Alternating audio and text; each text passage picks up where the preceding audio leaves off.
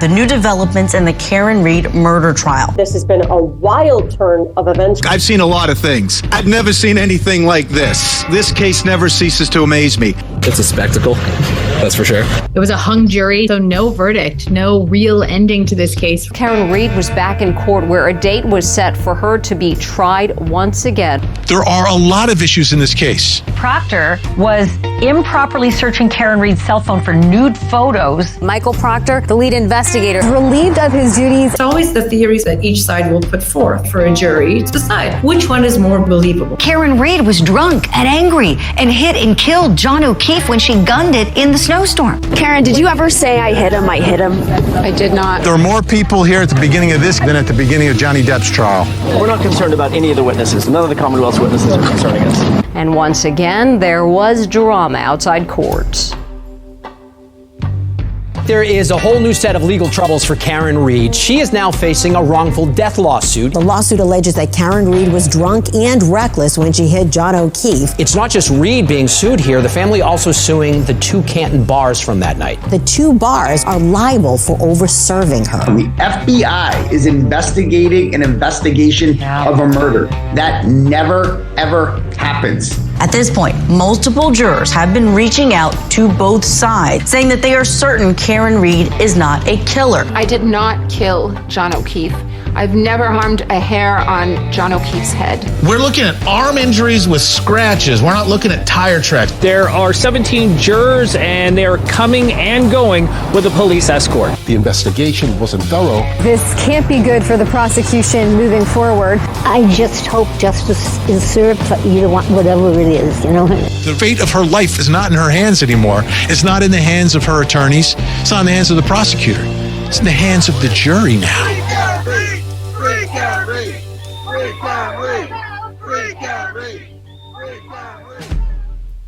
The second trial of Karen Read is still on schedule to start next month, despite both the prosecution and the defense requesting that it be delayed until April. Judge Beverly Canoni has yet to rule on the joint motion to postpone the trial, and the pretrial hearings are moving right along.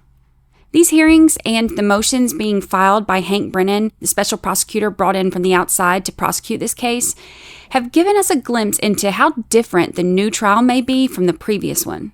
I went over the motions that were filed in the previous episode, including the prosecution's motion to have more testing done on Karen's SUV, and they're seeking the phone records for Karen's dad, as well as the defense's motion to have the sidebar conversations from the first trial to be made available, and their request for DA Michael Morrissey's personal email and phone records. Now, some of these motions, along with some others, were argued in the latest hearing in front of Judge Canoni, and she's already issued the decision for some of them. So let's jump right in. The first motion in the hearing was from the defense. It was a pro hoc vice motion, which is basically just asking the court to allow a lawyer from another state to practice in this state. This is usually just a formality. It's not often challenged as long as the attorney is in good standing. Defense attorney David Yannetti says that attorney Robert Alessi is one of the best attorneys in the country, and he believes that he will add value to Karen Read's defense team.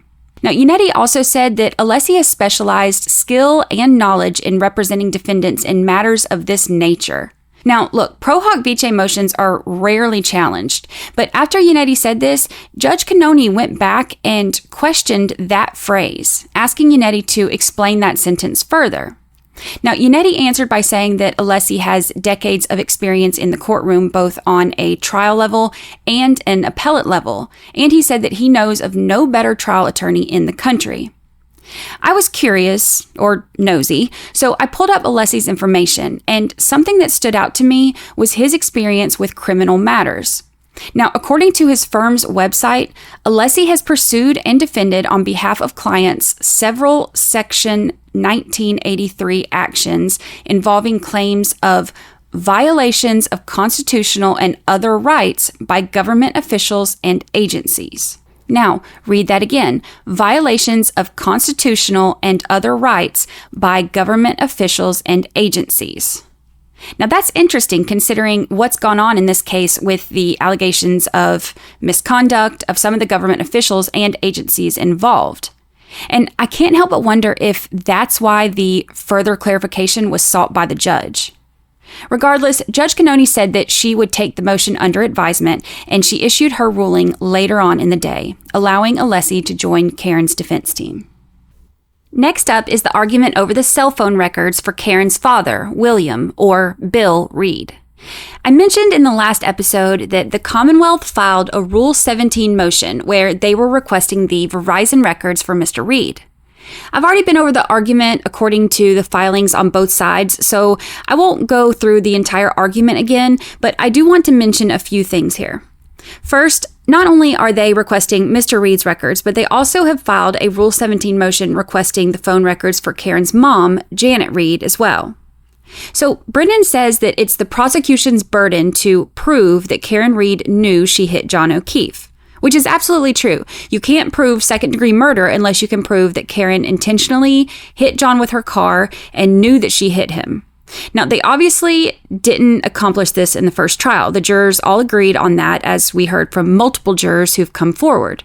So if they couldn't prove it before, now the question becomes, how do they do things differently to try to prove it this time around? Brennan says that to meet this requirement, they only have to prove that she intentionally drove, which resulted in her hitting John, and she knew she hit John, which had a strong likelihood of resulting in death, but she left the scene and did not get him help. So Brennan is requesting the phone records for Karen's parents because he claims that she called her parents around 1 a.m. that morning, and the inference, he says, is that it's because she knew she did something wrong.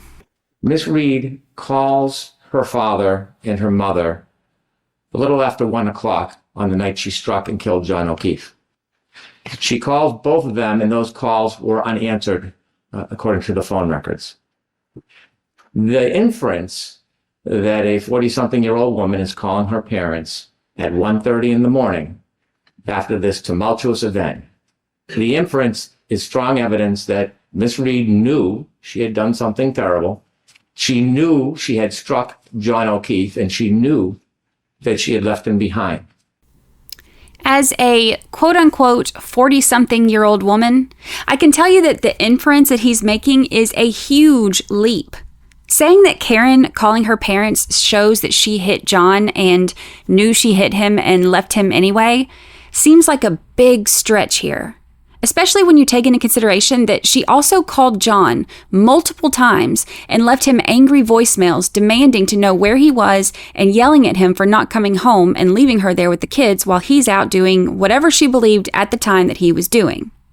Also, if Karen was drunk and angry, like those voicemails to John show, it's not surprising that she would call her parents too. Think about the one voicemail to John O'Keefe just minutes before she called her mom, where she's angry and telling John that she's going to leave the house and his niece will be alone, so he better get there. Now, Karen wasn't a parent. And we heard during the first trial that she often talked to her mom and dad about how she handled things with John's niece and nephew because she didn't have parenting experience to rely on.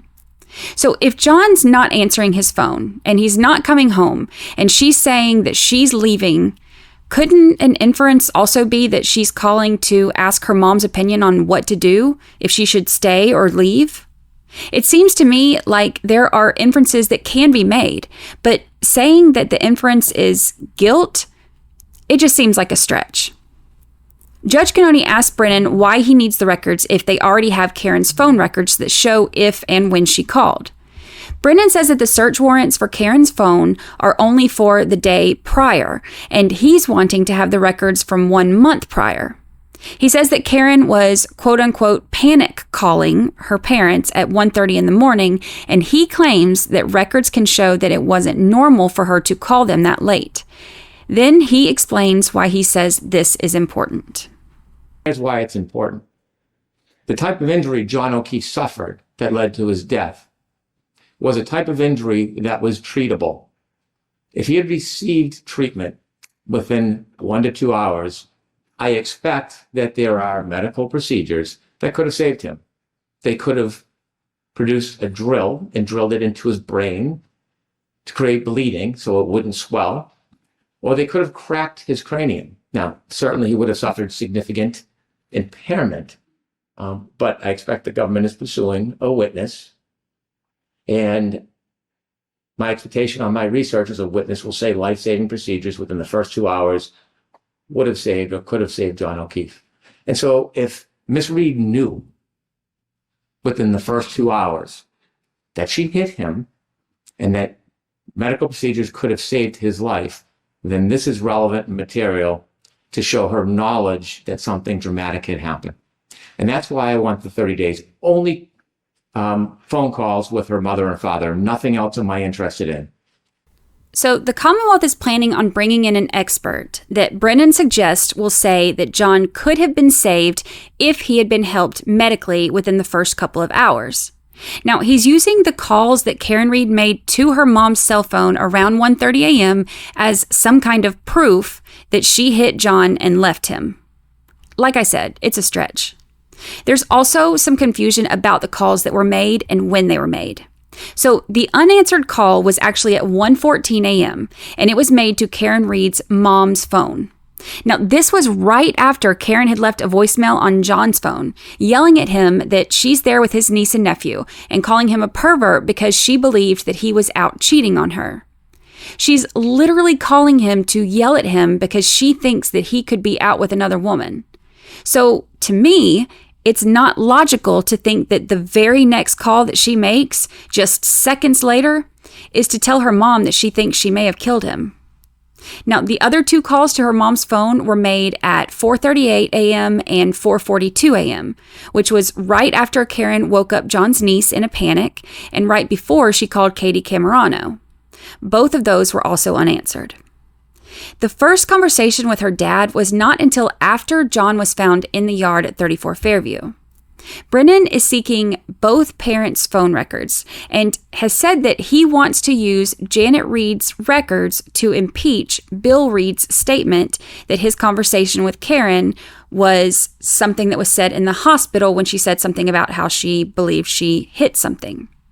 So as a reminder, I mentioned Brennan misquoting the Ted Daniel interview.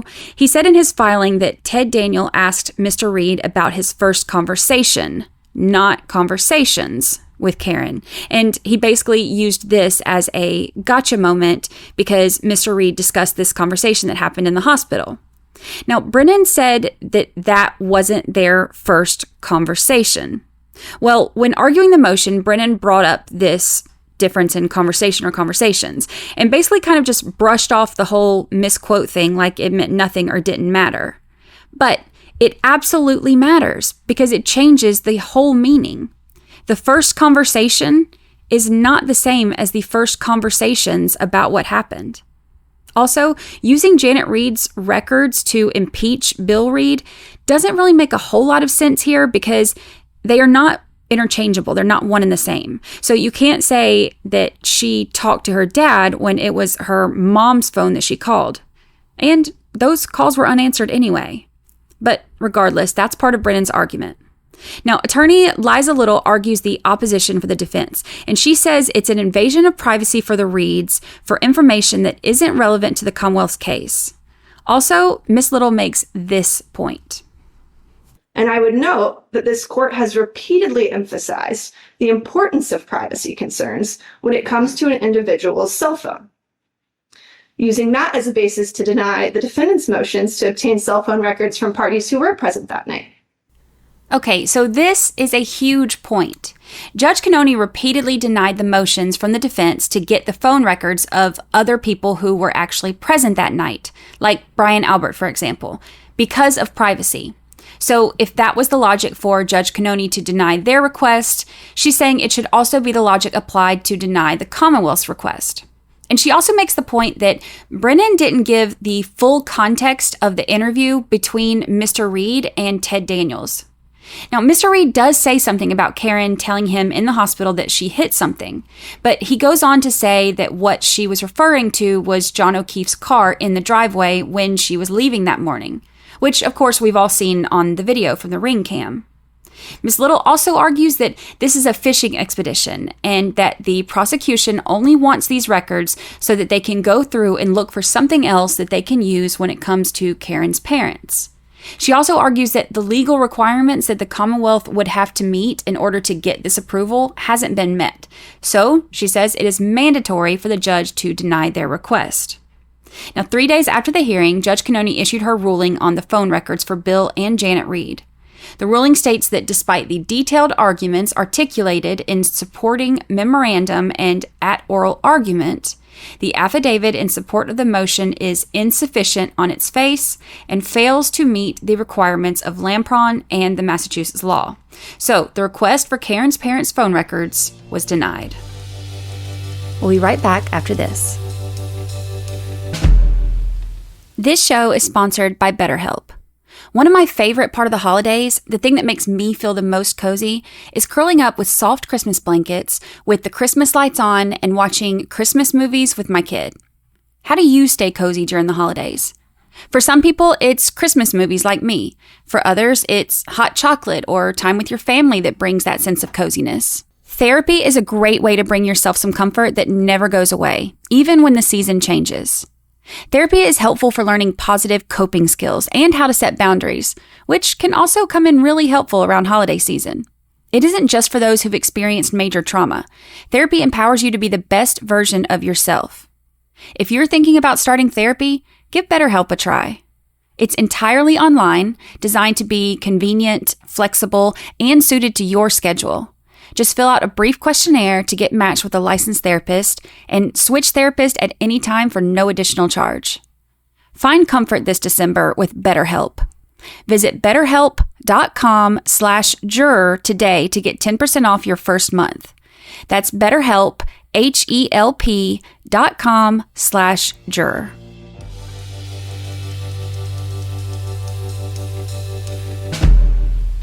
Next up is the prosecution's request to obtain the audio from an interview that Karen gave to Boston Magazine that Brennan says is incomplete.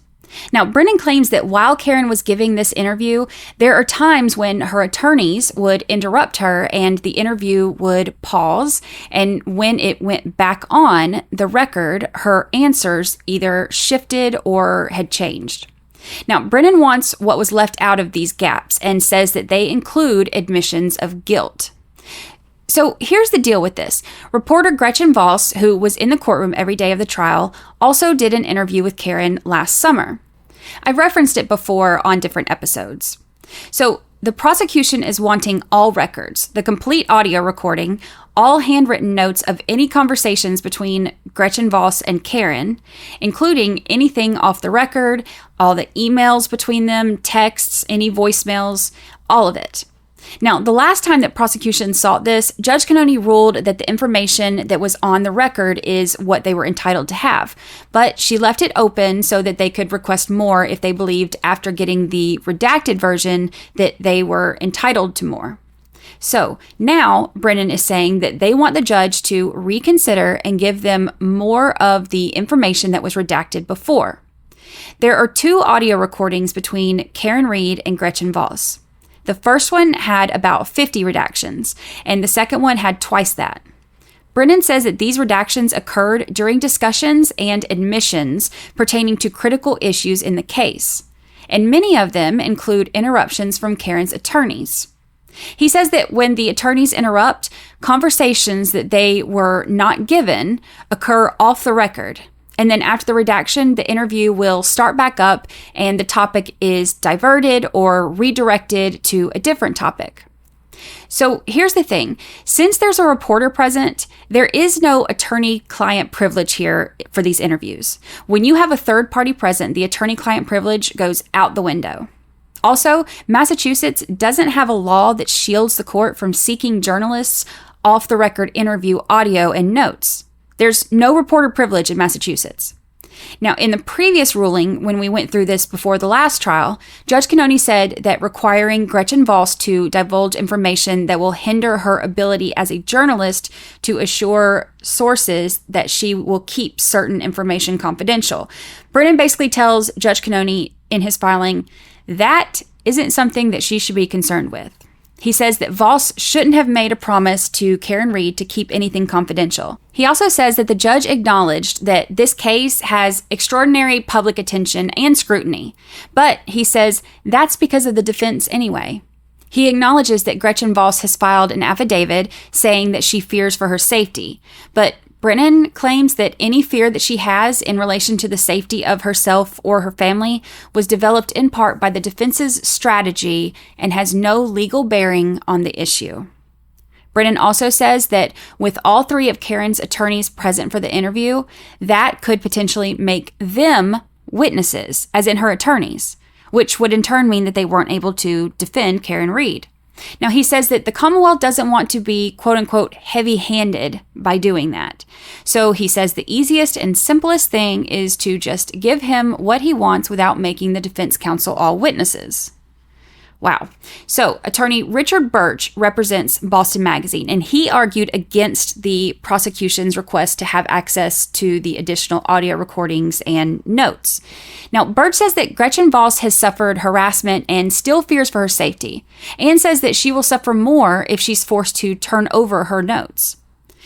Side note here, Brennan made a comment about how he's never seen so much witness intimidation in any case before or something like that. Y'all, he was an attorney for the mob, and you've never seen witness intimidation like this before? But I digress. Anyway, Birch also argues the handwritten notes are her own personal thoughts and may lead to her being called as a witness in the second trial, which he says is a whole new rabbit hole.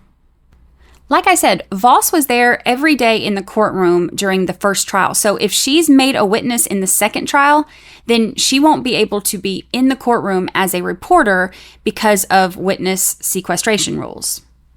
Now, Judge Canoni took it all under advisement, and just as I was getting ready to publish this episode today, her ruling came out. I checked the court docket this afternoon and it wasn't there. Gave it one last check before posting, and now here I am adding it into the copy.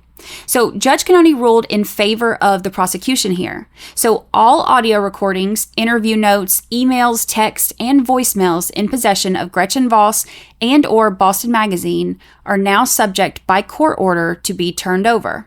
Let's hope that she hasn't destroyed her phone on a military base. Boston Magazine isn't the only news outlet that Brennan is trying to get information from. He's also seeking the complete video and audio record of all interviews that Karen Reed did for Dateline, including anything that wasn't aired, and all of the handwritten notes of any conversation between Karen and Dateline's Dennis Murphy or anyone else from NBC Dateline, plus all emails, text, and voicemails between Karen and anyone at NBC. So this one's interesting. Last year, before the first trial, the prosecution tried to get footage from NBC, but weren't able to.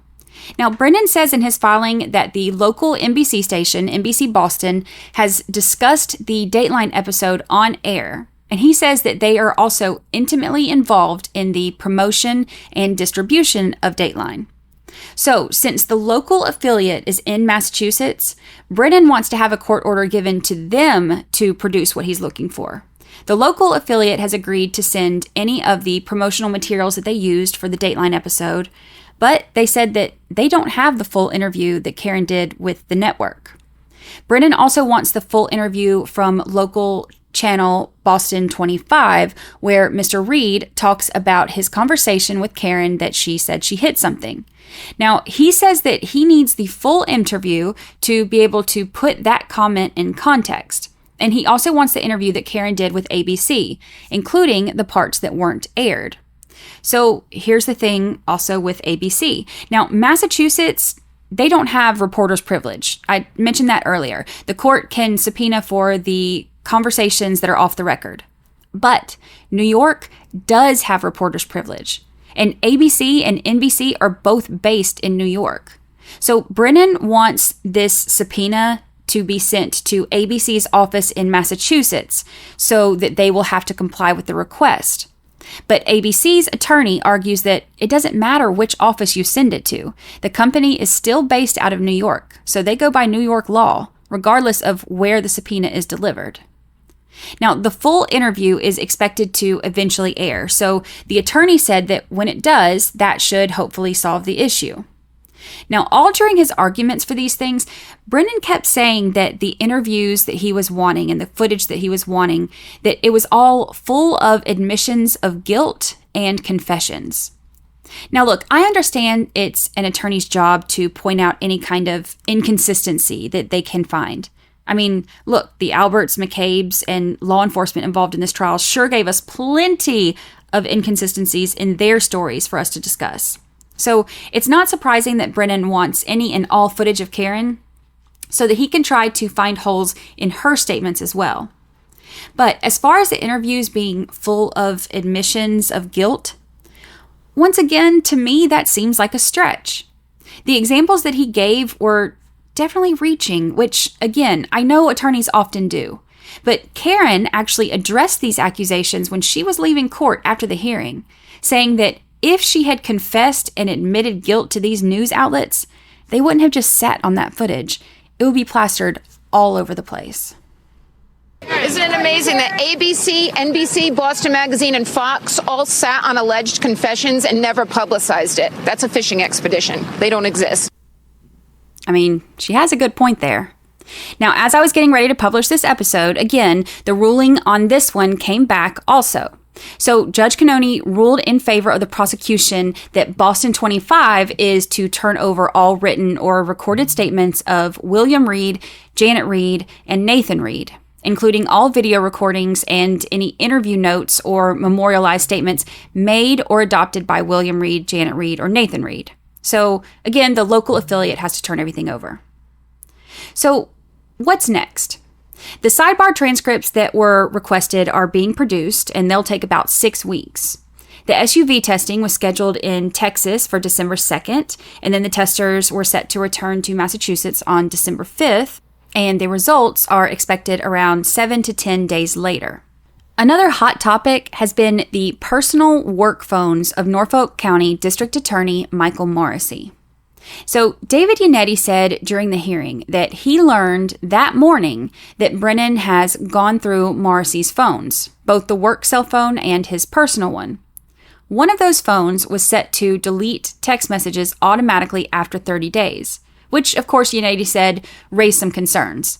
But Brennan did say that he has been preserving those messages as of the week before when he was tasked with going through Morrissey's phones. Now also, because of Morrissey's ex parte communication with judges and clerk office employees, Yannetti wants Morrissey's emails searched for anything sent to an email address that includes a JUD in the suffix, along with a search for the names of any judges who have sat on this case and any clerk office employees. Now, this way, they can check for any other ex parte communications between Morrissey and the clerk's office and the judges, including Judge Canoni. Now, he would also like a search of anything with Reed, spelled R-E-A-D, as in Karen Reed's last name, and also anything with Reed, R-E-E-D, since that's how Morrissey spelled it in the ex parte communication that they did find already. Now, Yannetti said that he wasn't sure if this was spelled that way to avoid it coming up in a public records request or if he just misspelled it. So he would like to include both spellings in the request. Yannetti also says that in light of Morrissey's actions using his personal email account for the ex parte communications, that they have reason not to trust him, especially since public officials' use of their private emails for government business is considered a violation of state law. And of course, Morrissey would know that. So next up in the case is the Daubert hearing that's scheduled for December 12th. A Daubert hearing is where the judge can decide if the scientific reasoning behind any expert's testimony is relevant and reliable. So then they can decide if it should be allowed in for the jury to hear or not. The judge hears everything and then they kind of act as gatekeepers as to what the jury can hear. Now, it's important because you don't just want any rando off the street to come in and tell the jury that they know something because they're an expert, but then they can't back it up through reliable scientific reasoning. The first thing that pops into my head is Trooper Paul being cross-examined by Alan Jackson when he couldn't explain why the phone would have traveled with John and landed under his body. So his answer was, "It just did." That would be an example of unreliable scientific reasoning. Now, the Commonwealth wants the expert testimony of Dr. Marie Russell to be excluded. Dr. Russell had a very extensive CV. Her career history was incredibly impressive.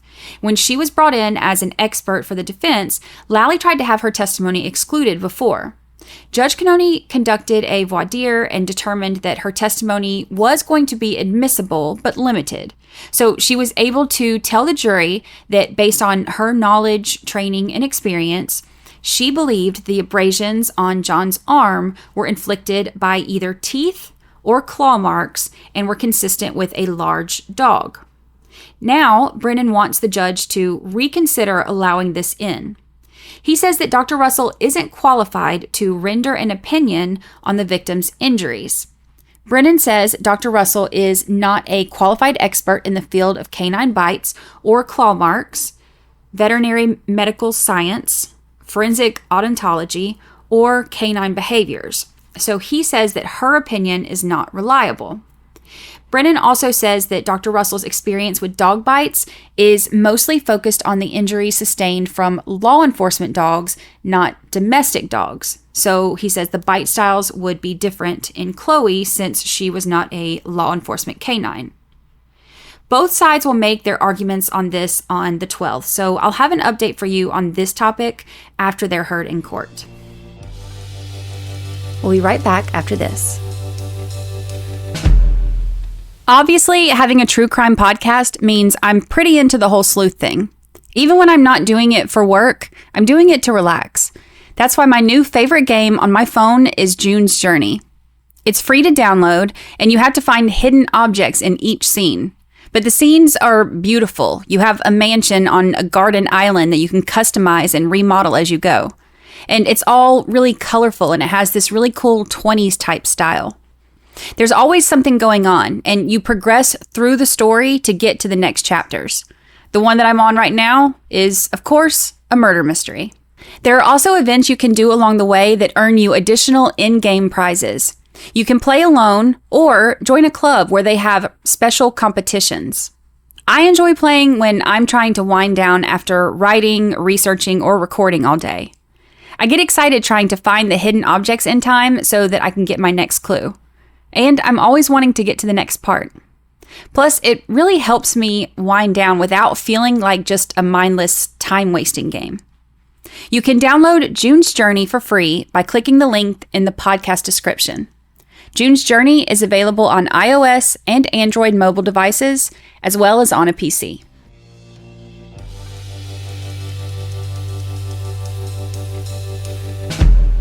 So, we continue to approach the new trial date. And as we approach, both sides continue to file motions. They're each hoping to shape the landscape of the new trial by either including or excluding specific things that they think are relevant or aren't relevant.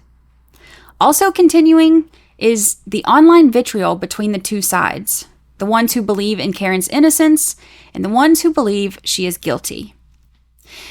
The thing that is so interesting about watching trials is that everyone is looking at the same evidence. Each side looks at the evidence that's available and gives different interpretations of it. Now, sometimes that evidence is overwhelming, like if there's hard physical evidence or DNA or a video of what happened, etc. But usually, if there's an actual trial instead of a plea deal, that means that a lot of times the evidence may be more open to interpretation. The prosecution gets their shot at showing everything that they have. Any exhibits, witnesses, experts to explain things, whatever the case may be. They have a chance to take all of the evidence available and present it to the jury and give their narrative that they have developed from what they have found. And then the defense gets that same opportunity. And they usually tell two very different stories. It's so interesting to me how each side can take the exact same information and often paint a totally different picture. Each side may put more emphasis on things that they believe are important, especially the things that they believe support their version of events. And they may be very dismissive of the things that work against them. For example, in this trial, the expert testimony was a huge deal for me. Comparing Trooper Paul's train wreck of a testimony to the ARCA experts hired by the Department of Justice, that was big stuff to me. One of the main issues that I always had was understanding how those injuries could come from that car because the damage to each didn't line up. The ARCA experts clearly and confidently explained why it couldn't have happened like that. But Trooper Paul was unable to give clear explanations or to back up his conclusions with science and physics. That, to me, was a huge deciding factor. But Lally basically brushed it off. Then I think about Lally's closing arguments, where he emphasized the testimony, although it was conflicting testimony, about Karen saying, "I hit him," to the EMT worker. Now, Karen admitted to saying, "Could I have hit him?" but said that she was distraught and trying to figure out what happened. That was an intense, emotional moment full of chaos and fear. And the statements are very conflicting from different people about if she said it or if she asked it. And the officer who was supposedly standing there, and that's who they said that she said it to or in front of, or that he was told about it, he denied it. He denied it being said. And the police obviously didn't hear it or take it as a confession if they did hear it because they let her leave. So for those reasons, the argument of "I hit him" didn't really hold any weight with me. But Lally really relied on that in his closings, using that as a driving force to push the jury toward a conviction, claiming that she hit him, she knew she hit him, and here she is confessing on scene to hitting him. Now, when I'm analyzing evidence, I see the scientific arguments about his injuries, and I see the damage to the car not being consistent. I see the overwhelming issues with the law enforcement in this investigation. I see the huge pieces of taillight not being found during the first search, but then they were able to find clear cocktail glass. I see the inverted Sallyport videos being presented as true and accurate to the jury. These things are all things that weigh the heaviest with me. And the comment, "I hit him," or question, "Could I have hit him?" does not even come close to outweighing any of those things for me. The scales of justice are symbolic. They represent the weighing of evidence and arguments on both sides. Now, in my personal proverbial scales, the things that I give more weight to may be the things that someone else sees as irrelevant or not as important. I've seen juror interviews before after a trial where something that I thought was irrelevant was a deciding factor in that juror's verdict. Just like the defense and prosecution can look at the evidence and see or believe two very different things, so can we. That's why we usually have 12 jurors instead of 1.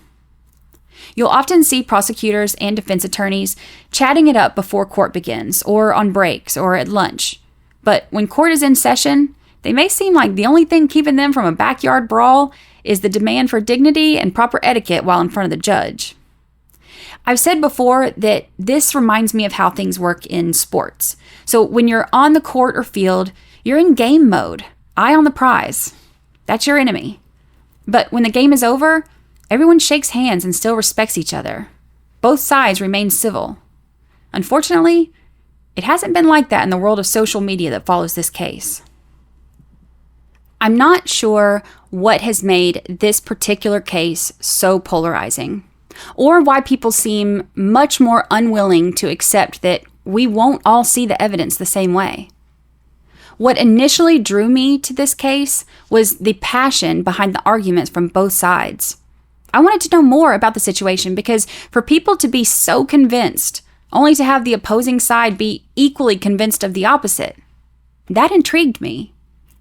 But the same thing that drew me to this case has also proven to be the hardest part of covering it as a podcaster. Somewhere along the way, the passion on each side turned to anger. The spirited debates have turned to vitriolic attacks. And instead of shaking hands with the opposing team and then going on about our days, online campaigns are launched to harass, humiliate, and destroy people who see the evidence differently. I have to say that based on the evidence that I have seen, studied, organized, and obsessed over, and the case that the Commonwealth of Massachusetts provided, I wholeheartedly believe that Karen Read was not proven guilty beyond a reasonable doubt. That's a very high burden of proof. And even after almost 70 prosecution witnesses, that burden of proof wasn't even close to being met in my eyes. This case is drowning in reasonable doubt. Now, I can't tell you what happened at 34 Fairview in those early morning hours in January of 2022. As much as we may form our own opinions based on the evidence that's been provided, none of us truly know what happened. What I can tell you is that everything that we have heard about John O'Keefe as a person has been positive. He was one of the good guys. When I think about what we've heard about John and his character and the type of person he was, it makes me really sad to see the chaos and hostility that surrounds this case. John was a proud Boston police officer. That means that he took an oath to support the Constitution and he believed in justice. He was also kind, a family man, and a jokester who loved to laugh. With all of those characteristics that we've heard about, I can't help but feel like he would despise what this trial has become. Part of believing in and honoring the Constitution and justice is wanting people to hear the evidence and weigh it according to their own beliefs and experience, without being ridiculed or harassed for their conclusions. And being a family man, I'm sure he would hate to see his loved ones being the targets of any kind of harassment. And being a kind, good man, I feel like he would be repulsed to see people justifying their reprehensible behavior toward others by saying that they're doing it in his name, especially since that's not the kind of person he was. As we approach the next trial, the social media storm is already brewing, and it will likely get worse once the trial is here. So, going into the second trial and the upcoming hearings, I would love us all to challenge ourselves to honor the victim by staying out of the circus of it all. We can focus on the evidence instead of focusing on the people who don't see the evidence the same way we do. We can feel anger about different things without letting that anger activate hostile, aggressive behavior towards others.